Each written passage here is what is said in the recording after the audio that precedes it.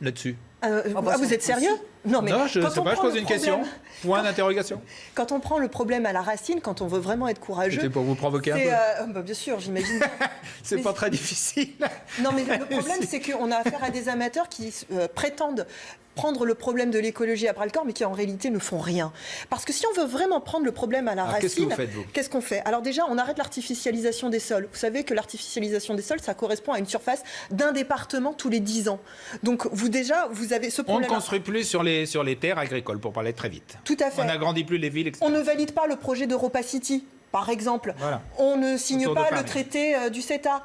Autre exemple, on n'accorde pas des droits à empoisonner avec les pesticides. Non, mais tout ça, c'est l'écologie dans sa globalité. Okay. L'écologie, c'est pas on va supprimer les petites touillettes et puis ça y est, le problème, il est réglé. C'est pas ça. Le problème à la racine, c'est vraiment de revoir notre système qui, aujourd'hui, est en train de détruire, finalement, notre environnement et de faire une mise en concurrence aussi destructrice entre les hommes, entre les êtres humains.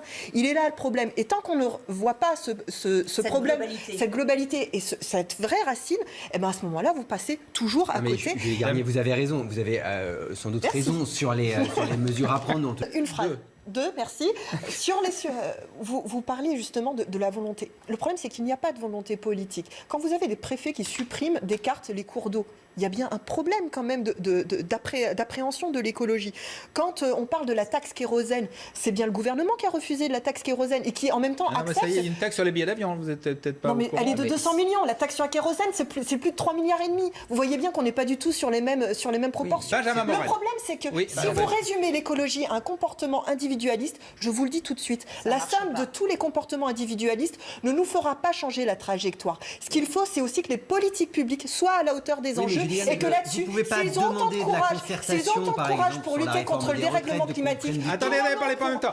S'ils ont autant de courage pour lutter contre le dérèglement climatique qu'ils n'en ont pour lutter contre les paradis fiscaux, oui, je vous le dis, on est droit dans le